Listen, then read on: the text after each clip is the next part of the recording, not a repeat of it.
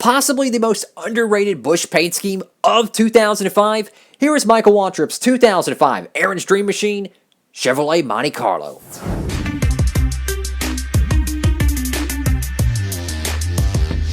Howdy folks, it is Diecastbuffet here again, back with another NASCAR Diecast review, and I know the box is so beat to heck. I mean, it looks worse than Jimmy Spencer dressing up like Taylor Swift, but holy cow, this is an awesome diecast. Now, I've had this car since God knows when. It's a 2005 Michael Waltrip Bush car. Yeah, back in the Bush series. One of the best looking paint schemes, the OG Aaron's Dream Machine. Beautiful purple, Gen 4 Monte Carlo. It doesn't get better than this, guys. So this is way back in the day, and yeah, you can clearly see how the box is so beat up. It's actually somewhat taped.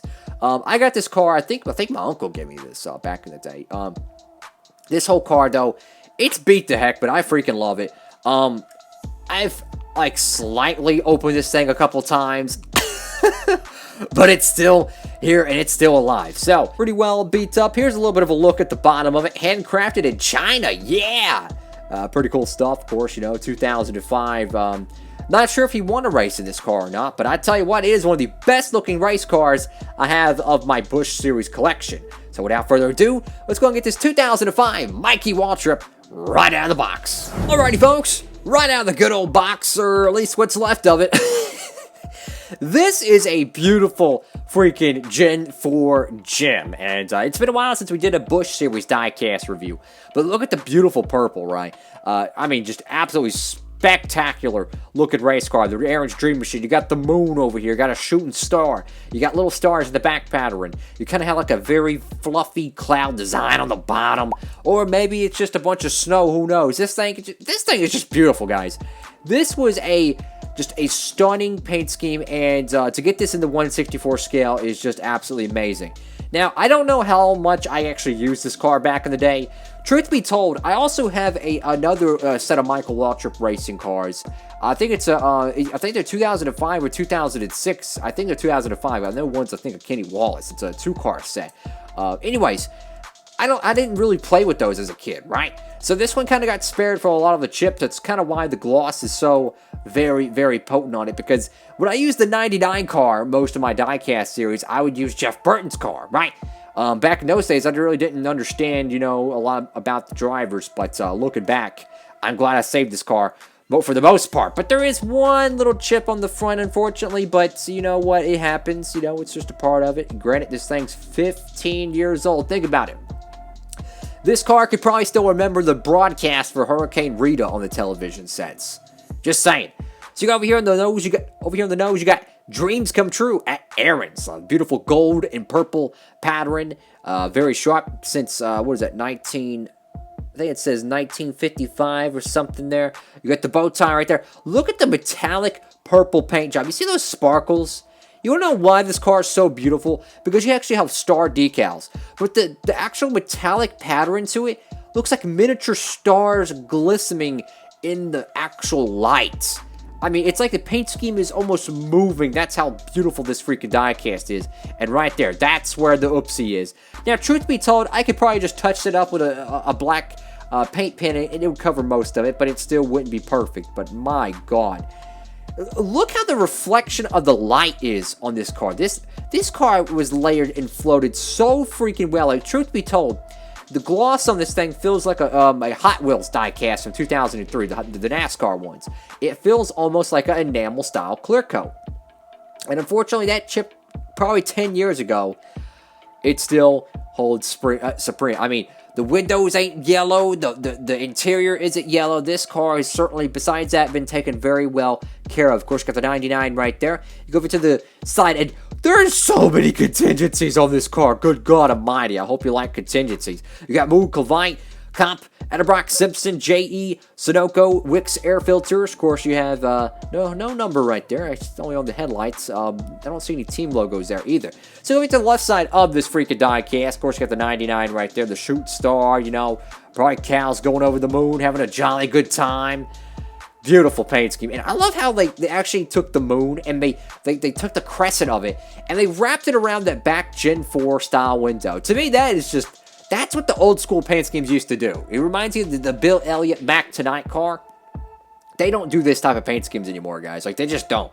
They don't have this creativity like they used to, because I feel like back in the day, they wanted the best-looking car on the track, and nowadays, they just want something that the sponsor likes, right? And I think that's the wrong way to go about it, because if you have people who are excited about a race car and the way it looks and how cool it is, they're going to remember your product, and they're going to, whenever they need that product, they're going to remember, hey, I want to go buy that one. You don't think it works? Oh, trust me, it does for me. So we got the Michael Waltrip signature right there. Almost like a neon red and white pattern. I love that. It's very cool outlining there. I mean, these contingencies, guys, I'm really going to have to zoom in for this one. So get ready for some contingencies. Holy sheesh, my dude. So you go to the B pillar here. I think this is snap-on. I'm not sure what that one is right there. You got the American flag, which is always freaking cool. What is this right there? You got shopaarons.com right there. You got Aaron's once again. You got Maytag, Mitsubishi Electric, RCA, Dell. Of course, you got, who can forget that RCA Daytona win for John Andretti? That's really cool. Of course, you got the GE logo right there, Frigidaire, and JVC. Of course, go to the smaller side of the contingencies. Can't even read that one there. You got Best Western. And a lot of these sponsors stay with Michael Waltrip through the entire MWR run, at least till David Ruderman flew the coop. Of course, I can't read that one down there. That's probably some really small fine print there, unfortunately. What is that? Next dimension, something like that. You go into the main contingencies, and holy cow, so you got the missing Busch logo for the NASCAR Busch Series. You got the bootleg Pole Award logo. You got the McDonald's Powerade logo right there.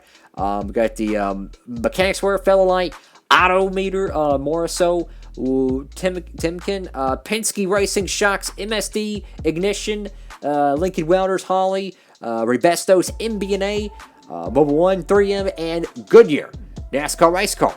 Yep, if that wasn't a mouthful, I don't know what is. Over here to the caboose of this Ducktail Monte Carlo. I freaking love these things. And, you know, back in 2005, Michael Waltrip was driving for DEI. That was his final year, unfortunately, with the 15 Napa program.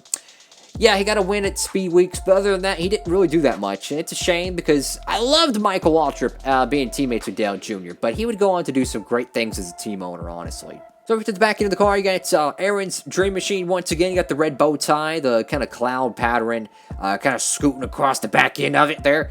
Very sharp, like the shades of coloring, you know, the dark purple metallic paint job on the car. I mean, look at all those sparkles, man. Wow, that is beautiful. But the kind of lighter shade of lavender, kind of borderline around that, very, very nice. Of course, you got the 99 right there. The spoiler is painted black. Over to the right side of this beautiful Chevrolet Monte Carlo, and I forget what race this car ran at or how many. Michael Waltrip did do some Busch racing back in the mid and early 2000s, and I feel like the window isn't fully popped in here. Could be wrong on that. Just look how beautiful this paint scheme is, guys. I mean, this would make one epic throwback. Truth be told, the OG Aaron's Dream Machine would make one epic throwback.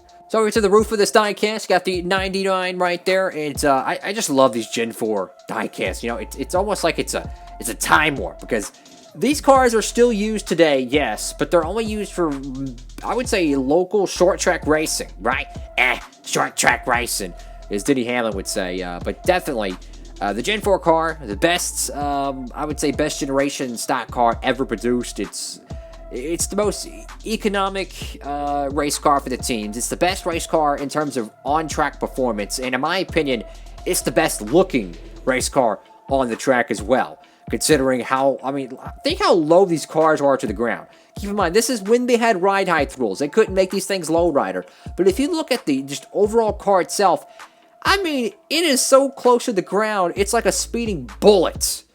Beautiful, beautiful stock cars. Over here to the deck lid of this Monte Carlo. You got the Aaron's 50th anniversary right there. So I'm guessing this does say 1955, 50th anniversary, 2005.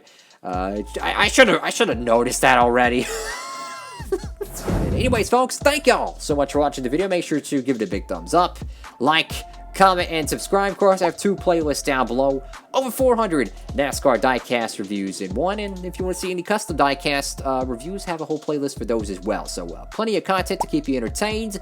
Love to know what y'all think about this car down below in the comment section. And with all that being said, folks, holding this beautiful Busch Series diecast, Diecastbuffet, signing off.